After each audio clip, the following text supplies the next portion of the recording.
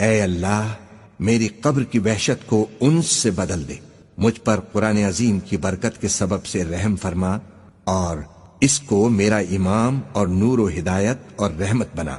اے اللہ اس میں سے جو بھول گیا ہوں مجھے یاد دلا، جو میں نہیں جانتا اس سے مجھ کو سکھا اور اس کی تلاوت نصیب فرما دن اور رات کے وقتوں میں، اور اس کو میرے لیے دلیل بنا دے۔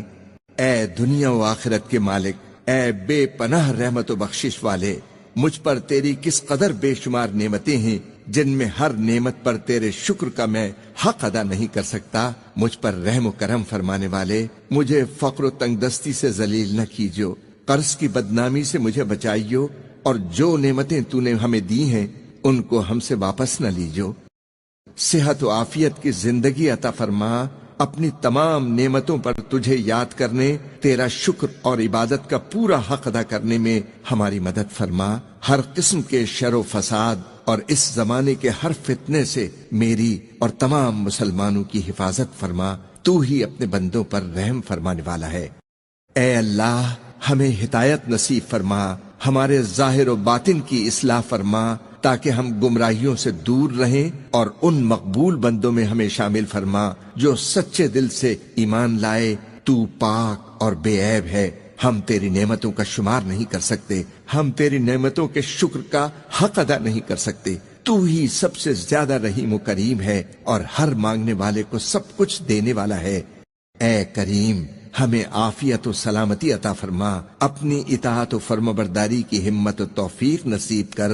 ہماری یہ زندگی تیری امانت ہے، اس لیے برحق دین اسلام پر ایسی حالت میں ہم تیرے سامنے حاضر ہوں کہ تو ہم سے ہر طرح خوش اور راضی ہو۔ تیرے سوا میرا کوئی مالک نہیں، میرا کوئی پالنے والا نہیں، اور تیرے سوا کوئی عبادت کے لائق نہیں۔ اے اللہ تو ہی آسمانوں اور زمین کا بنانے والا ہے اور دنیا و آخرت میں ہمارا مالک و مددگار ہے۔ اس تمنا کو قبول فرما کہ سچے مسلمان کی طرح ہمارا انجام بخیر ہو، تیرے نیک اور مقبول بندوں کی رفاقت حاصل رہے۔ تو نے ہر چیز کو اپنی رحمت میں لے رکھا ہے، تو ہر چیز سے باخبر ہے۔ تیری بتائی ہوئی راہ پر ہمیں ہمیشہ چلنے، گناہوں سے بچنے اور توبہ کرنے کی توفیق عطا فرما۔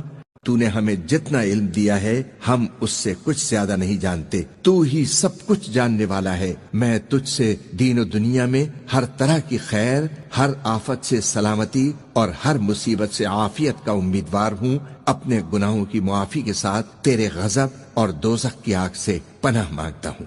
اس کلمے پر میری زندگی ختم ہو۔ اشہد ان لا الہ الا اللہ وحدہ لا شریک لہ وَأَشْهَدُ أَنَّ مُحَمَّدًا عَبْدُهُ وَرَسُولُهُ۔